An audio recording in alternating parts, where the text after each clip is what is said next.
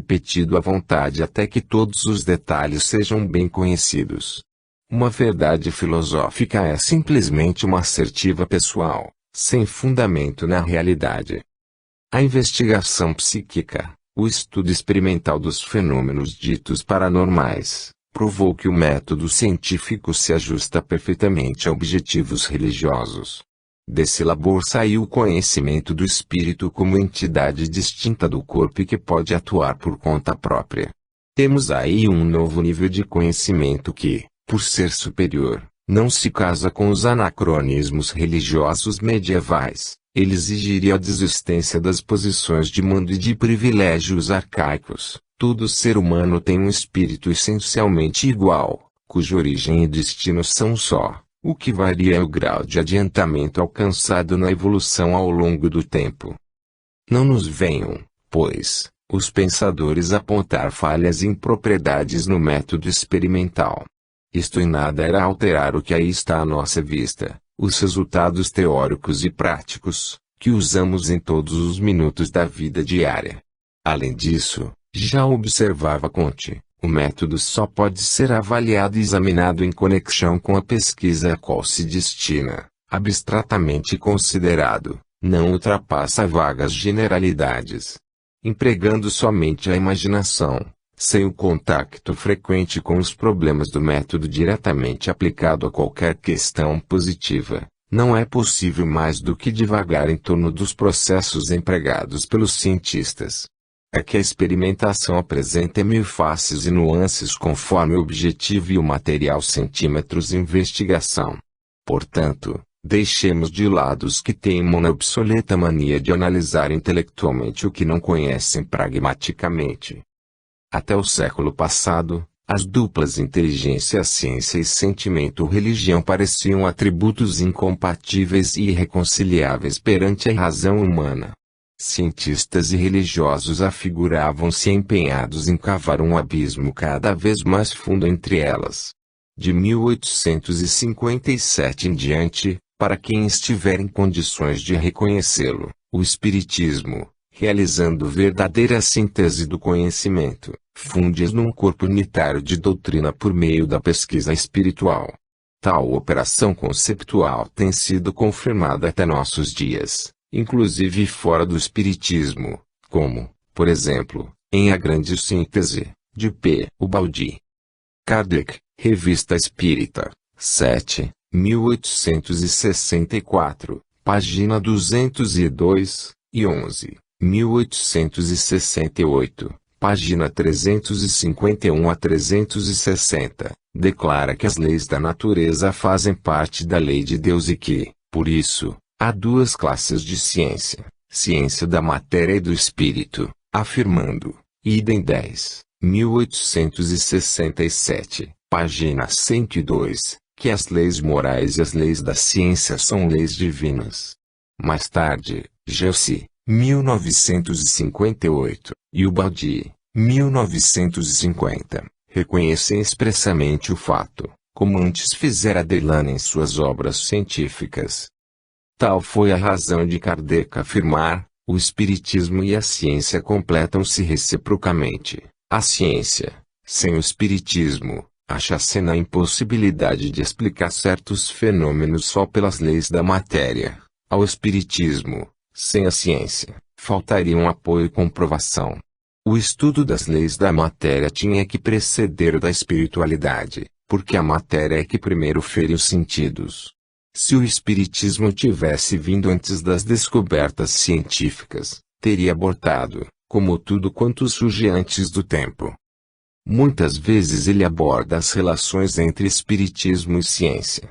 Queria deixar bem claro seu pensamento a respeito.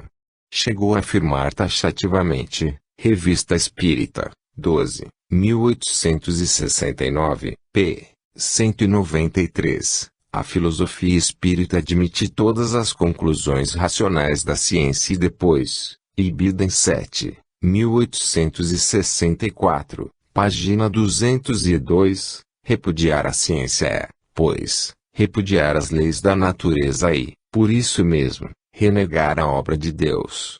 Se fosse impossível um acordo entre a ciência e a religião, não haveria religião possível. Proclamamos altamente a possibilidade desse acordo porque, em nossa opinião, a ciência e a religião são irmãs para a maior glória de Deus. E, contudo, a maioria dos religiosos, espíritas inclusive, resolveu, por conta própria, que o homem pode fazer algo contra a divina vontade.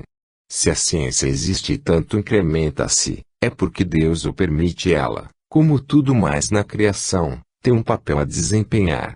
Terão, vejamos um exemplo grosseiro, os bordéis e outros antros um papel a desempenhar. É claro, lá espíritos viciados encontram satisfação para suas necessidades doentias e deixam em paz ambientes melhores, onde, então, espíritos mais qualificados podem atuar sem a perturbadora presença daqueles. Eles são produtos de um baixo nível evolutivo, que a Terra ainda admite. Allan Kardec vai além e no Evangelho segundo o Espiritismo afirma, a ciência e a religião são as duas alavancas da inteligência humana, uma revela as leis do mundo material e a outra as do mundo moral, tendo, no entanto, umas e outras, as leis, o mesmo princípio, Deus, razão porque não se podem contradizer.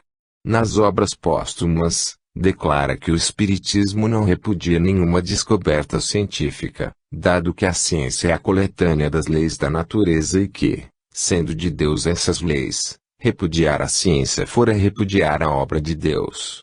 Agrega aí mesmo. Nenhuma crença religiosa, por lhes ser contrária, pode infirmar os fatos que a ciência comprova de modo peremptório. Emmanuel Roteiro, recentemente, assim se manifesta, uma e outra se completam no processo de evolução de todas as almas para o Criador e para a perfeição de sua obra.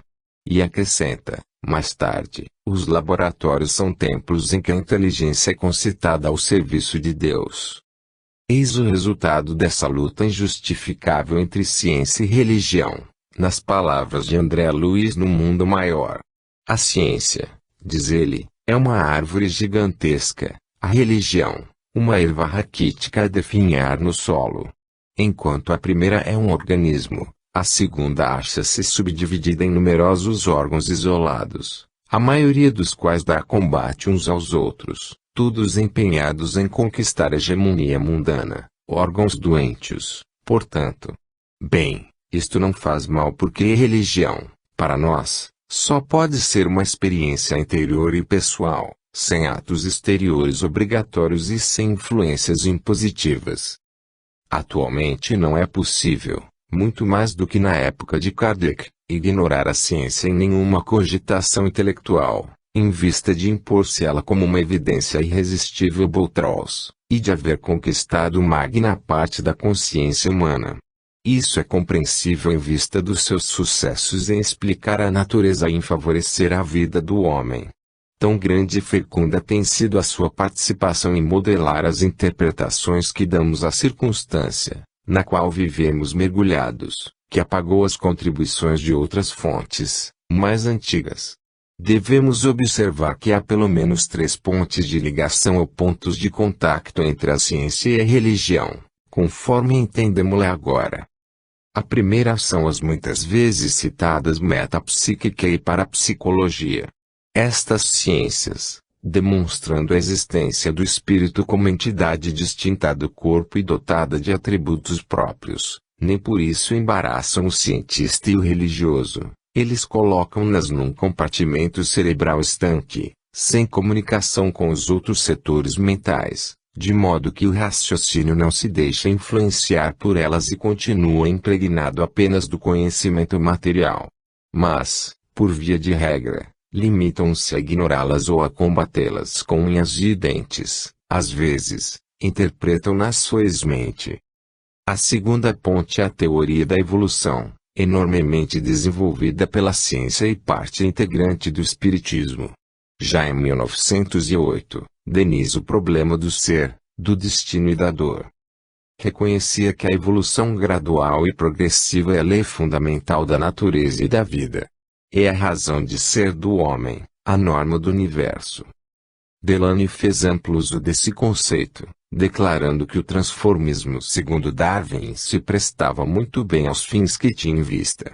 Informa-nos claramente aquela teoria que seres e coisas mudam ou podem mudar em algumas de suas manifestações ou mesmo no conjunto de suas maneiras de ser. Nada é imutável, fixo ou perfeito neste mundo, antes tudo caminha para crescente aperfeiçoamento, logo para Deus, que é a perfeição.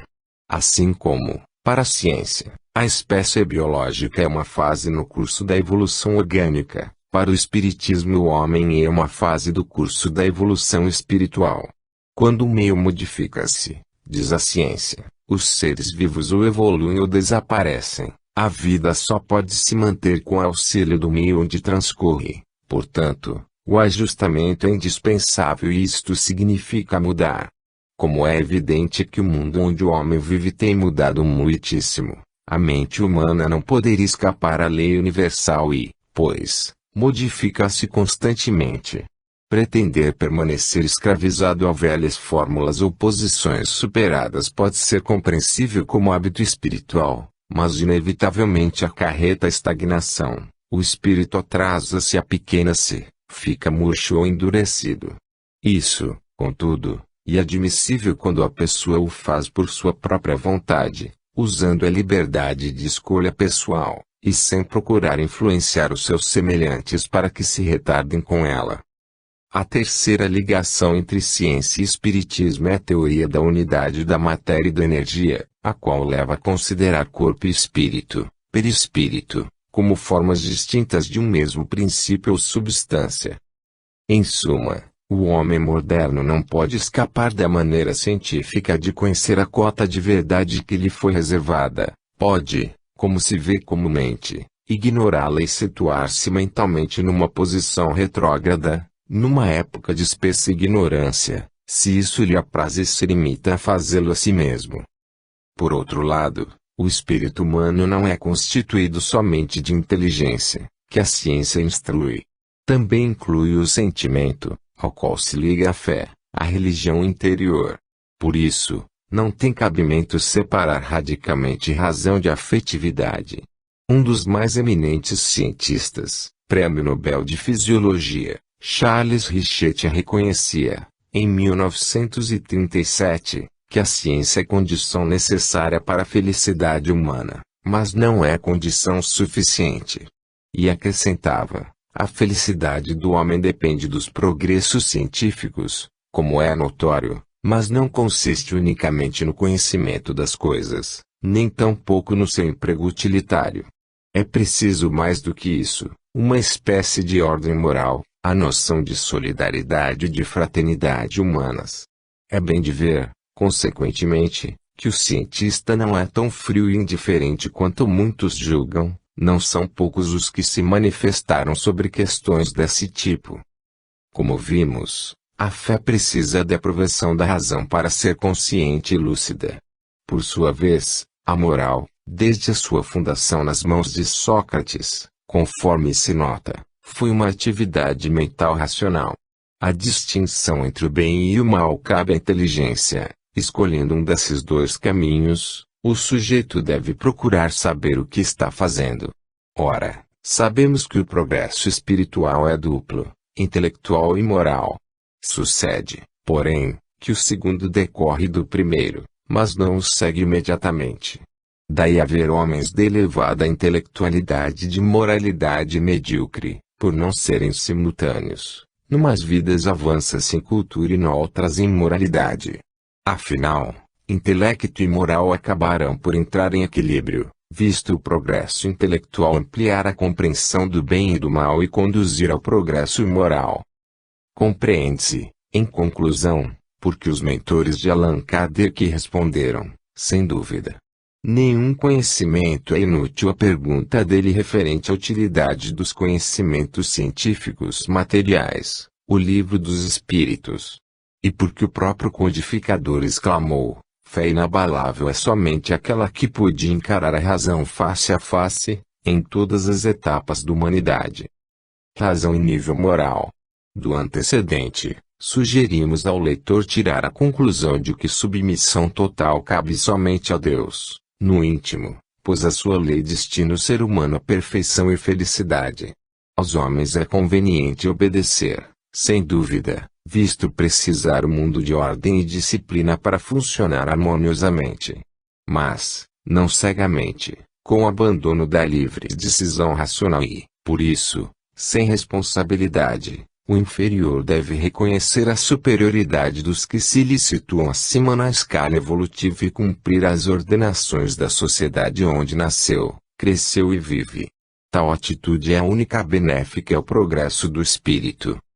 O livreto Joia Pequenos e Grandes Problemas, de autoria de Angel Aguarori, que examina essa questão em sentido espírita, pergunta se não é uma indignidade abdicar o homem de sua razão e entregar-se cegamente à direção de outro sublinhado a quem muitas vezes não conhece nem por fora, e para que dê o Criador ao espírito a razão, se este devesse abdicar dela para deixar que os outros homens, tanto mais falíveis do que ele, por ele pensassem e por ele raciocinassem. Ora, a obediência desse tipo não passa de um atentado à razão, de uma infração à lei de Deus. Esta ordena que cada um desenvolva a própria capacidade racional, sem o que não haverá progresso espiritual por falta de discernimento e de compreensão. Afirma o livrinho, não quer a lei que os espíritos andem cegos pelo mundo, tapando os olhos da razão para se deixarem guiar por terceiros. Funestos são os resultados da sujeição indiscriminada a outrem, tanto para o submetido quanto para o dominador, porquanto afiguram-se dois cegos, um conduzindo o outro, e ambos cometerão desatinos, caindo no poço da expiação e da reparação. Foi sempre um sonho acalentado, que continua bem vivo, o de governar a vida do próximo, tirando-lhe a iniciativa, o direito de aprender errando e obrigando a uma obediência absoluta. A velha moral religiosa está impregnada de autoridade racional, que exige submissão completa. Isto funcionou enquanto a mente humana era incapaz de compreender o mundo, a vida e o espírito por falta de conhecimentos, e funciona hoje ainda nos que criaram necessidades enfermiças e têm a mente obstruída por elas.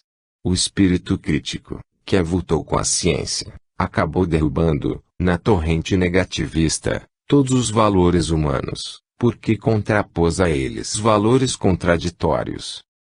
Esta exagerada revisão de valores teve pelo menos a vantagem de pôr em destaque o fato básico de que o nível moral é peculiar ao indivíduo quando consegue usar a própria razão para analisar coisas e situações, e, fazendo-o, declara-se, perante si mesmo, insatisfeito, procura noções e princípios então, superiores aos do meio social no qual se movimenta. Aprende a respeitar as pessoas e instituições do seu ambiente, mas passa a conduzir-se, na área pessoal, pelo que descobriu ser válido acima das leis, convenções, tradições e costumes da sociedade.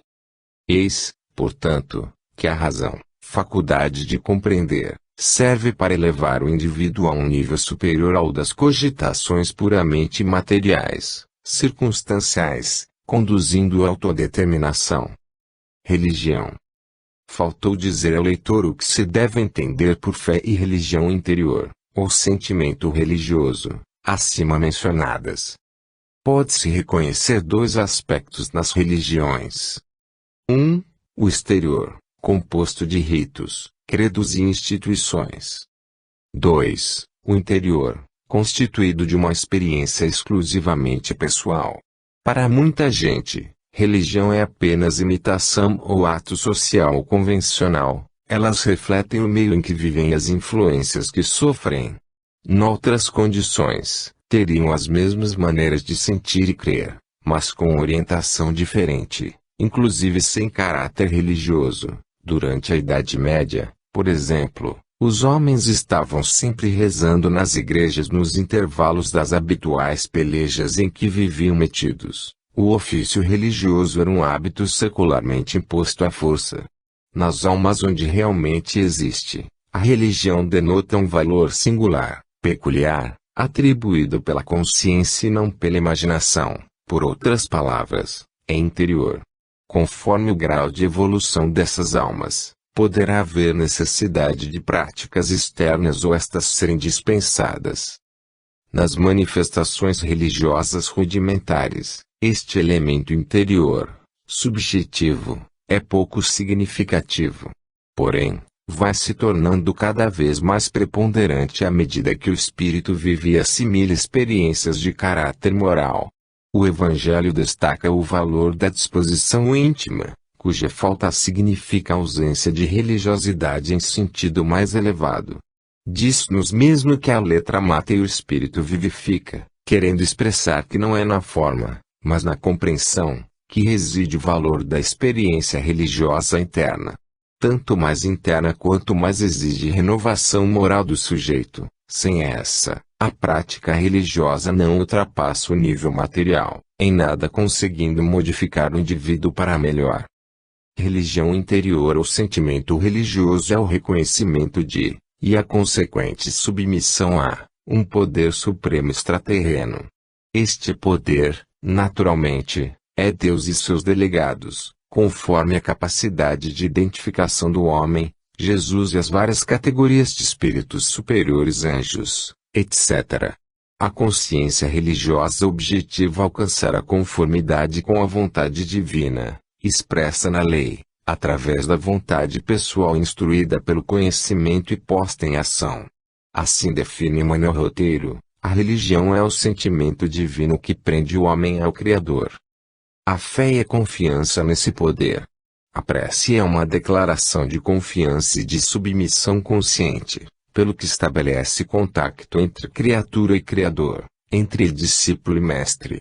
Além disso, o estado de confiança gera certa tensão favorável à luz, que permite receptividade aos auxílios dos poderes do alto. Sem tal estado, são difíceis recolhimento e respeito e sem estes não há receptividade, caso em que fica prejudicado qualquer auxílio prestado pelo alto. Não esqueçamos, contudo, que, em virtude da evolução, os homens são essencialmente diversificados, razão da capacidade de compreender variar muito, nenhuma explicação ou concepção jamais sendo válida para todos eles e seu comportamento mostrar-se divergente. Sobre que base assenta uma fé legítima? Segundo Boutros, 1924, conhecido pensador francês, toda fé consciente repousa, saiba-se ou não, no sentimento do dever. Crer é afirmar algo resolutamente, sem necessidade de enunciados públicos, e a razão, como vimos, exige motivo para isso, encontrado no senso do dever. Assim, a mola oculta da fé seria o dever, o que significa que não pode haver genuína religião sem moralidade desenvolvida. As duas formas de consciência, a moral e a religiosa, caminham lado a lado ao longo do tempo. Daí ser a doutrina de Jesus ético-religiosa. O próprio dever é uma forma de fé, desaparece quando imposto ou aceito por razões práticas, é uma força viva e fecunda, que leva a inteligência a conceber e a gerar. É interessante notar que semelhante concepção já se encontra, desde 1874, exposta em Roma e o Evangelho, de José Amigo Y. Pellicer, num ditado mediúnico. Explica o autor espiritual, a religião é, por consequência, progressiva, e a melhor das religiões é a que melhor promove o cumprimento do dever. O dever é, pois, a religião. Como o espírito, que tanto se apega aos bens terrenos e tanto aprecia os prazeres mundanos, chega a guiar-se por noções imponderáveis como fé e dever.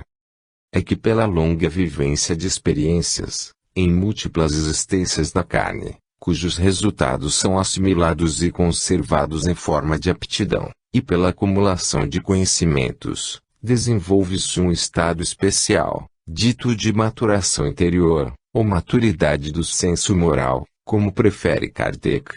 Este caracteriza-se por uma receptividade cada vez maior às noções superiores.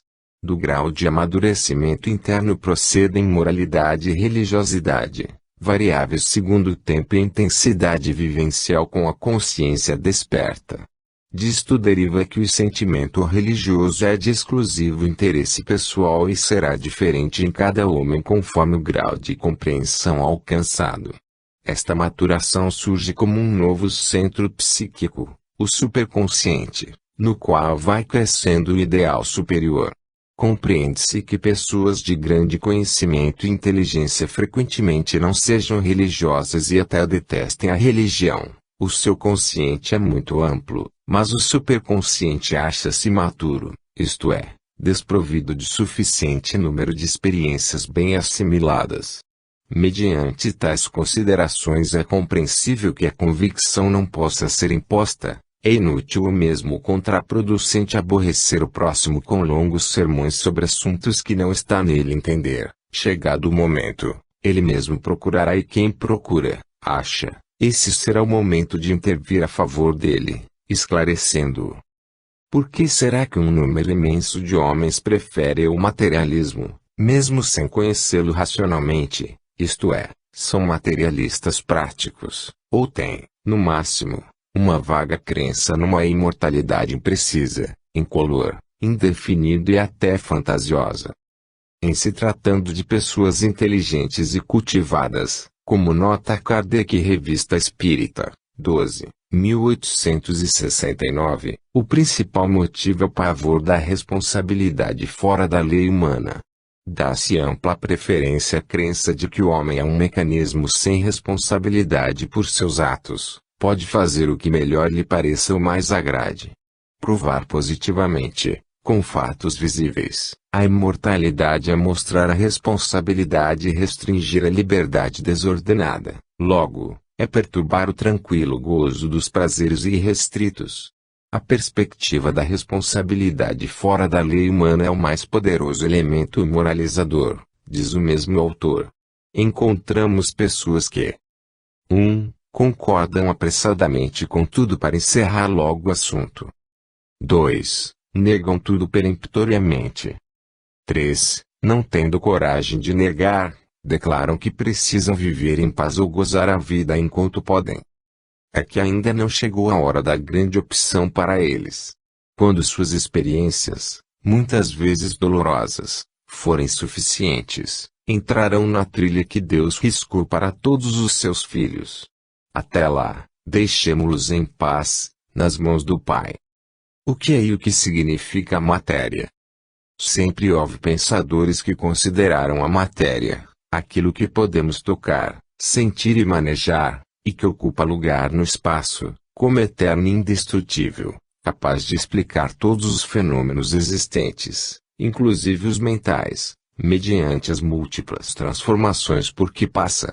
Outros pensadores, também desde a antiguidade, julgam que, além dela, há um princípio mais importante, de natureza imponderável, ao qual chamam espírito, cuja natureza seria totalmente diversa. É o que o Espiritismo nos indica, mas acrescenta um processo básico de transformação, a evolução, referente a ambos, e não só a matéria, como faz a ciência. Estudemos a constituição da matéria com o fito de apreender o seu verdadeiro significado e valor. Interessa-nos particularmente a teoria de Rutherford Bohr sobre a estrutura do átomo, a qual oferece um modelo relativamente mecânico, embora em grande extensão dinâmico, e por isso mais fácil de compreender. É conveniente, porém, indicar as modificações mais recentes nas concepções físicas relativas ao átomo. Antes dessa empresa, devemos ficar sabendo o que é o materialismo, de que tanto se fala e que tanto se combate. O materialismo. Consideremos o materialismo do século XIX e do primeiro quartel do século XX, que é o materialismo científico clássico. Teremos que ouvir as opiniões de sábios pensadores como Elie Bouchner, Littré, e Haeckel, J. Huxley, que se incluem entre os mais eminentes, e Lenine, o chefe da Revolução Russa de 1917, introdutora do comunismo na Rússia. Este acabou completamente na terra de origem em 1991. O materialismo é uma doutrina filosófica que explica todos os fatos do universo em termos de matéria e movimento e que, em particular, considera os processos psíquicos oriundos de modificações físicas e químicas do sistema nervoso. O seu oposto é o idealismo, que declara a mente superior e nega a matéria poder para explicá-la, e o espiritualismo, em sentido mais específico, que se baseia no princípio acima apontado sob o título de espírito. Para o materialismo, a vida depende do corpo, o pensamento é uma função do cérebro e a alma apenas a soma dos processos mentais dependentes de alterações físico-químicas. Logo, a decomposição do corpo acarreta a cessação da consciência. O chamado mecanicismo é quase a mesma coisa, apenas diferindo por acentuar a determinação essencial dos fenômenos naturais pelas leis da matéria e do movimento, ou seja, leis mecânicas, em geral, serviu para combater outros sistemas de ideias, sobretudo o vitalismo e a teologia, que lançam mão de entidades metafísicas, extramateriais. Para o materialismo científico, o postulado fundamental é a eternidade da matéria, isto é, que ela não teve origem e não terá fim. Todas as observações só demonstram, afirma, transformações na natureza, nada se cria, tudo nasce de algo preexistente. Após dissolução, tudo volta a tomar parte em outras combinações. A matéria é a realidade objetiva, existindo independentemente do nosso conhecimento. O que importa são as suas propriedades físicas, como impenetrabilidade e inércia, já que ferem os sentidos e provocam a percepção. Atributo essencial da matéria é o movimento. Qualquer mudança de forma e de qualidade é propriedade eterna. Não há força sem matéria, nem matéria sem força. Não há luz, há corpos luminosos. Buchner acrescenta que os átomos são imortais e imutáveis. Contudo, confessa nada conhecer sobre átomos e que nada se sabe da essência da matéria. Em suma, a matéria existe e move-se desde a eternidade, evoluindo ascendentemente e criando formas e qualidades novas, esclarece Lenin. A vida e a consciência apareceram logo que a matéria, no curso da evolução, atingiu um grau adequado de organização. Portanto, primeiramente surgiu o organismo e depois o espírito como seu produto. Sábios poderosos como Huxley e Russell pensam assim ainda no século atual, além de Buchner, Haeckel e muitos outros no século anterior. Físico e psíquico são dois aspectos da mesma realidade concreta. Por isso, afiança Buchner que o pensamento é um movimento das substâncias dispostas no cérebro de forma determinada, podendo-se mesmo dizer que a matéria pensa, tal como acha Huxley neste século. Ao demais, as leis naturais, por imutáveis, independem de quaisquer influências exteriores. Tudo o que acontece no universo se rege por leis invariáveis e externas. Nada de deuses e espíritos. O destino humano é o destino da natureza, resultante de causas e relações materiais. Afirma Buchner, a imortalidade ou conservação da matéria hoje em dia é um fato adquirido para a ciência e que já não se pode negar. Conforme veremos, a ciência destruiu a base física do materialismo científico, depois de 1925, demonstrando que a realidade da matéria é mais aparente do que genuína, por ser devida ao movimento das partículas infraatômicas. Suspenso esse movimento, ela desfazer-se-ia imediatamente. E provou que ela é essencialmente vazia, em vista da imensa distância existente entre o núcleo e as órbitas eletrônicas. E mais, que a matéria é mortal, transitória e destrutível, mediante a desintegração espontânea, morte natural, e provocada do átomo. Daí dizer o materialista B. Russell que a matéria perdeu a solidez e transformou-se num mero fantasma assombrando o cenário de seu antigo esplendor, depois das descobertas científicas deste século. Perdendo, posto isto, a estrutura fundamental sobre a qual se assentava, porque persiste o materialismo. A razão repousa no fato de considerar-se o materialismo como postulado metodológico indispensável à pesquisa científica. O cientista precisa explicar os fenômenos da natureza por meio de causas físicas, que são razoavelmente conhecidas, e excluir causas espirituais, que não combinam com as suas técnicas de investigação. Cientistas ilustres são religiosos e não ocultam, por reconhecerem poderes espirituais superiores, não ficam impedidos de realizar excelentes trabalhos de pesquisa, mas, durante a execução destes, comportam-se como se fossem materialistas, quer dizer, usam os mesmos processos e falam a mesma linguagem que todos os outros pesquisadores. Os maiores sábios do passado eram homens voltados ao amor de Deus, como Galileu, Newton, Pascal, Faraday e Linneu, e modernos como Millikan e Einstein, por exemplo. Essa também é a razão da resistência para a psicologia. A grande maioria dos cientistas ignora simplesmente porque as suas demonstrações parecem contrariar o postulado essencial do método experimental, a hegemonia das forças físicas. Deu árduo esforço de quase todos os parapsicólogos no sentido de construir uma teoria materialista para explicar os fenômenos parapsíquicos, sem o conseguir absolutamente porque as forças mentais latentes independem, de fato, das relações materiais conhecidas. Isso é que seria realmente explicar o absurdo pelo mais absurdo. De sorte que, para inúmeros cientistas, o materialismo é apenas uma atitude necessária à sua atividade, mas que nem sempre traduz suas convicções.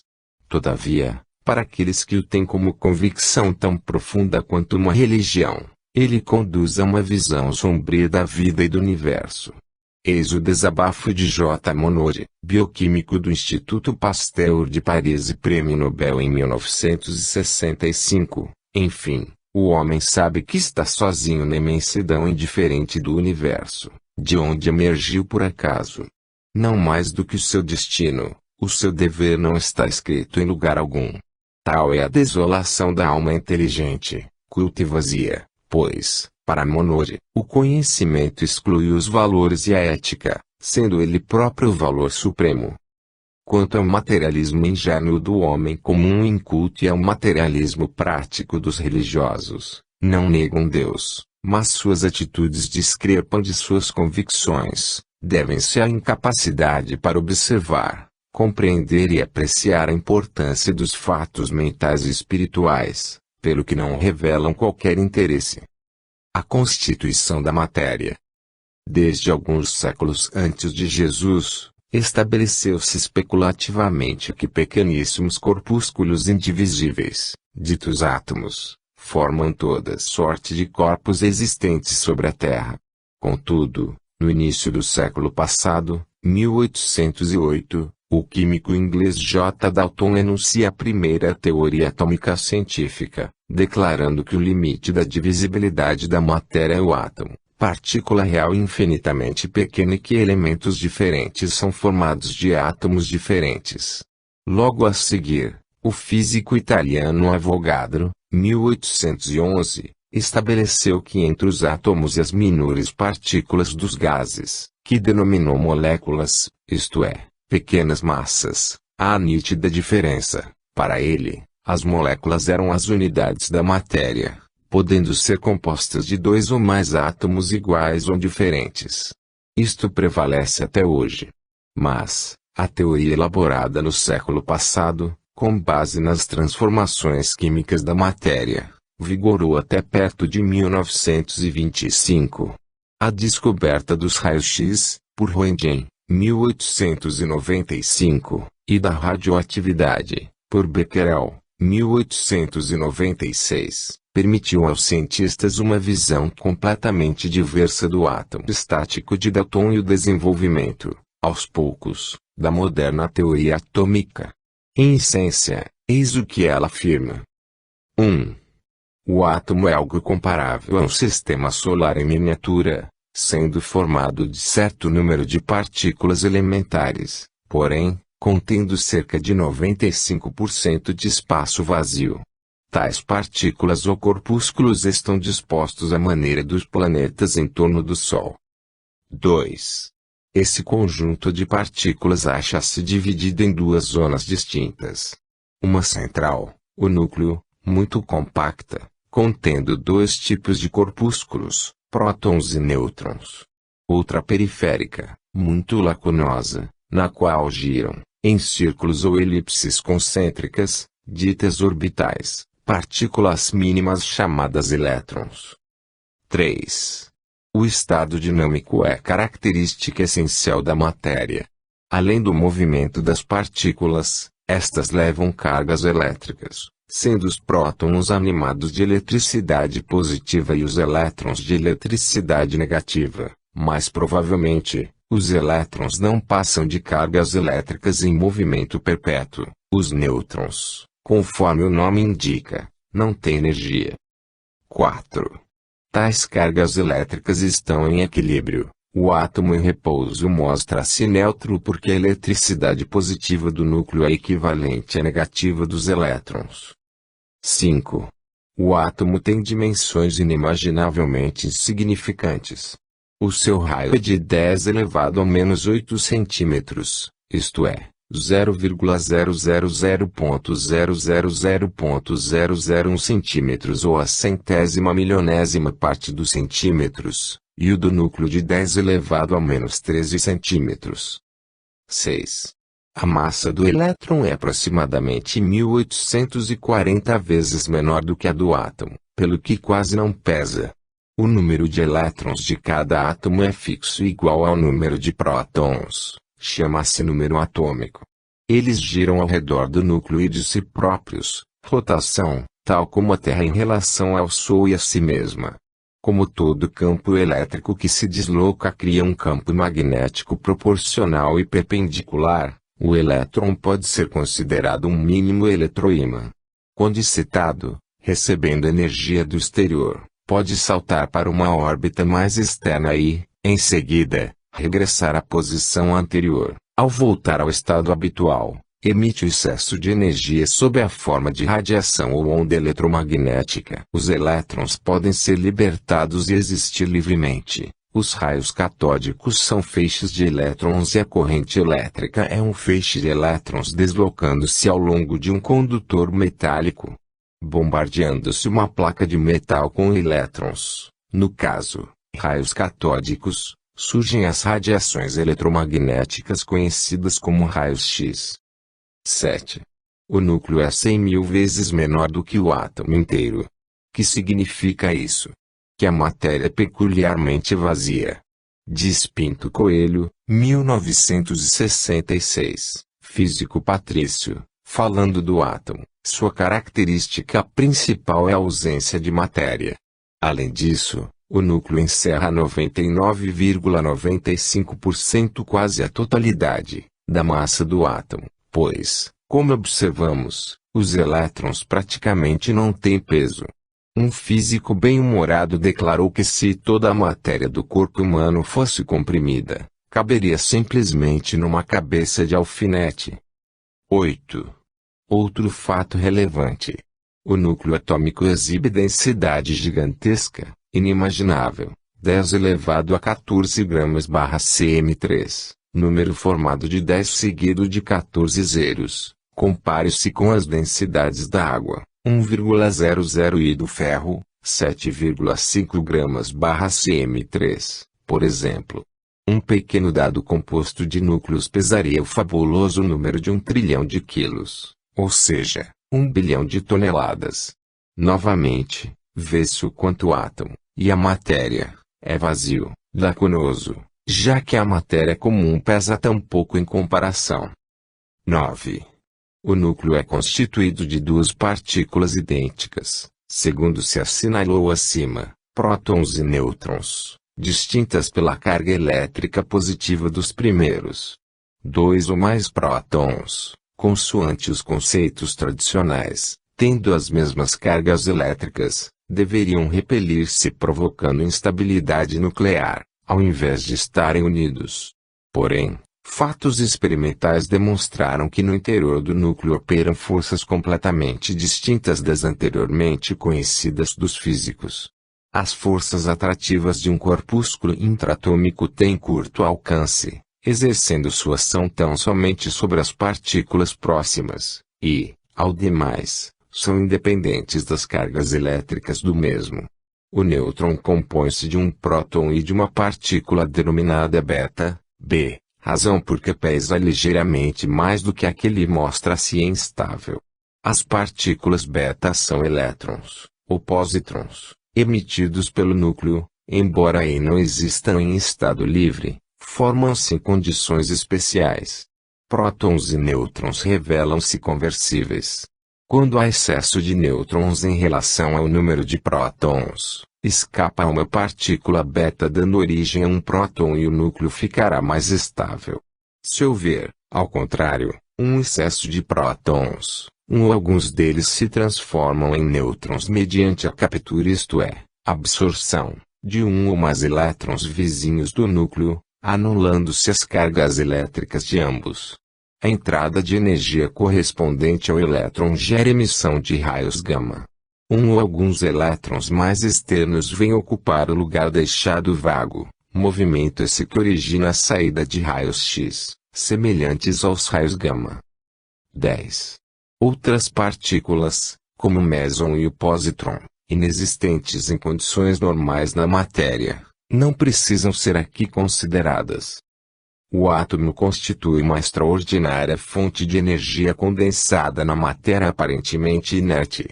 São os seguintes os principais fenômenos energéticos relacionados a ele. 1. A emissão de luz e calor, incandescência e combustão. Por exemplo, um ou mais elétrons passam da órbita externa para outra mais interna, do que resulta a perda da energia aí retida. Dá-se o movimento inverso quando o átomo absorve energia. Um elétron salta para uma órbita mais afastada do núcleo a fim de acomodar a energia absorvida. 2. Raios X. Processa-se o mesmo fenômeno, porém em órbitas mais profundas, de onde ser maior a quantidade de energia libertada. 3. Radioatividade. É a libertação energética espontânea que ocorre em alguns corpos, rádio, urânio e tório, por exemplo. Ainda o processo é idêntico, porém localizado no núcleo. Quando um homem consegue atingir este último com uma partícula, como o nêutron, dá-se a desintegração artificial, base da bomba atômica.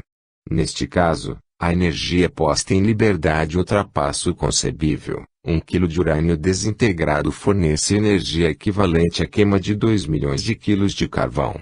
O futuro próximo da humanidade reside na energia atômica, quando puder ser utilizada com facilidade e para fins pacíficos, o que já começa a ser feito mediante as usinas nucleares, que moverão geradores elétricos com imensa produção de energia elétrica. Navios e submarinos atômicos já singram os mares, por enquanto na área militar, dado o elevadíssimo custo e os perigos envolvidos. Falamos de várias modalidades de energia: calor, luz, eletricidade e raios X. Convém explicar por que todas elas saem do átomo. Se as diferentes formas de energia não fossem da mesma natureza íntima, embora nos pareçam tão discrepantes, isso não poderia acontecer. Por outro lado, a facilidade com que uma se transforma em outra está a indicar também a identidade genética existente entre elas. Podemos conceber a matéria como sendo um modo de ser oriundo da energia por condensação ou concentração e que volta à forma energética por desagregação ou desintegração. Do que vimos se depreende que os elétrons constitutivos do átomo, matéria, podem ser tidos como energia materializada. Em certas condições facilmente execuíveis eles se libertam e, reunidos em feixe, formam os conhecidos e já mencionados raios catódicos. Temos aqui energia diretamente procedente da matéria constituída, como várias outras categorias, por partículas desta.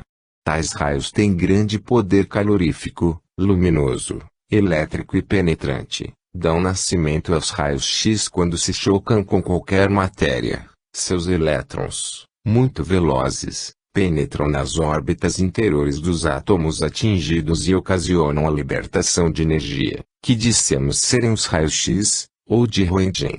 Os raios catódicos constituem como que uma transição entre matéria e energia, pois são uma forma de energia composta de partículas materiais. Por isso, Crookes chamava-os de matéria irradiante. Podemos asseverar, em suma, que a matéria observada em sua essência é energia, corroborando uma afirmação da física com mais de 50 anos, ciência esta que afirma: a energia é a entidade fundamental do universo. Kardec, em 1868 a Gênese, fazia sugestão deste tipo acerca da matéria. Ela talvez somente seja compacta em relação aos nossos sentidos. É possível, desagregando-se, voltar ao estado de eterização. Na realidade, a solidificação da matéria não é mais do que um estado transitório do fluido universal, que pode volver ao seu estado primitivo, quando deixam de existir as condições de coesão. Fato 100 anos depois comprovado experimentalmente. Apreciamos que o átomo consta de um núcleo em torno do qual giram elétrons em diversas órbitas, de uma no hidrogênio até muitas nos demais corpos ditos simples, ouro, ferro, iodo, etc.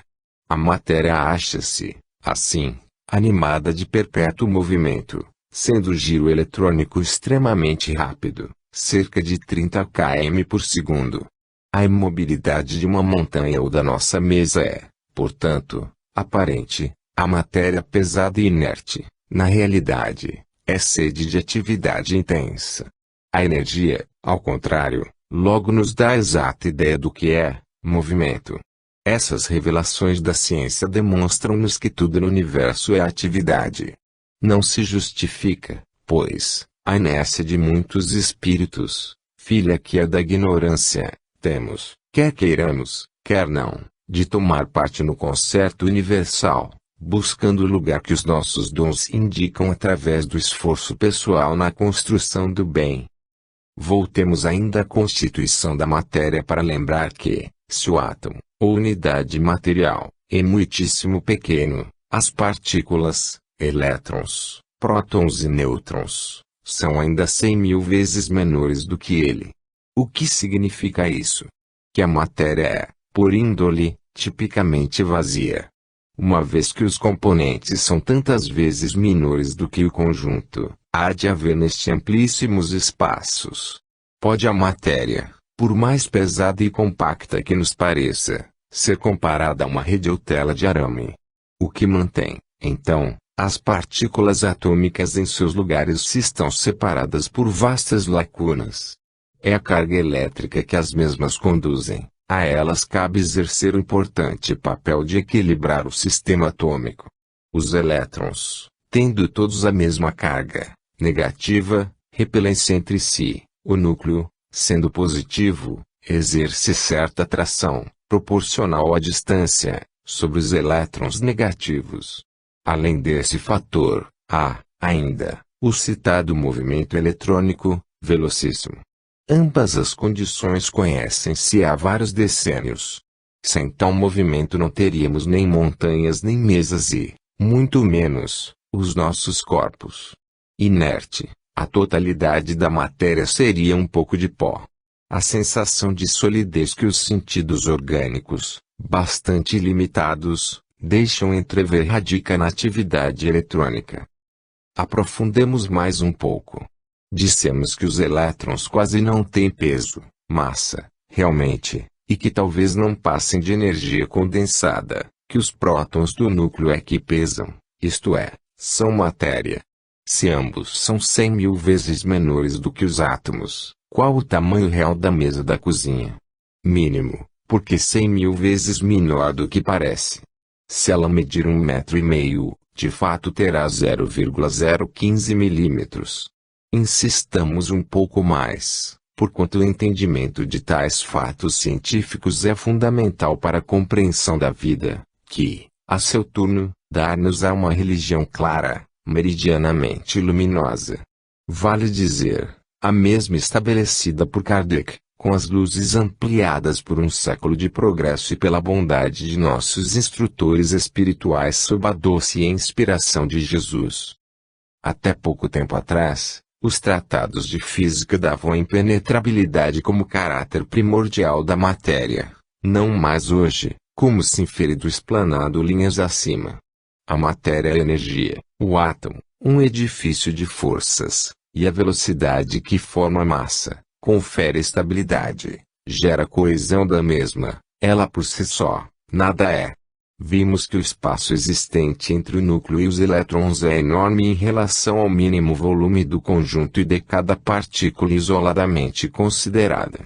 Daí concluirmos que a matéria só é impenetrável à matéria do mesmo tipo, isto é, cuja velocidade eletrônica mostre-se equivalente, um prego, ao ser cravado na madeira, não perfura os átomos, mas cava um canal afastando as fibras para nele alojar-se. As partículas carregadas de eletricidade, porém, penetram de fato no átomo, embora com certa dificuldade em virtude da repulsão eletromagnética. Os nêutrons, sem carga, atravessam-nos facilmente.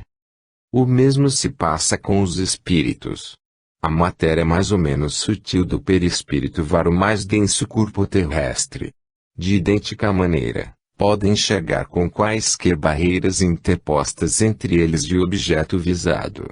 Vemos o ectoplasma fazer coisa semelhante. Ele é matéria no sentido de que é formado de átomos, porém elaborados por meio de modificações na forma das órbitas, ao invés de circulares, são turbilionares. É interessante que Delano tenha ligado o movimento vorticoso dos rolos de fumaça às propriedades da matéria que nos ocupa.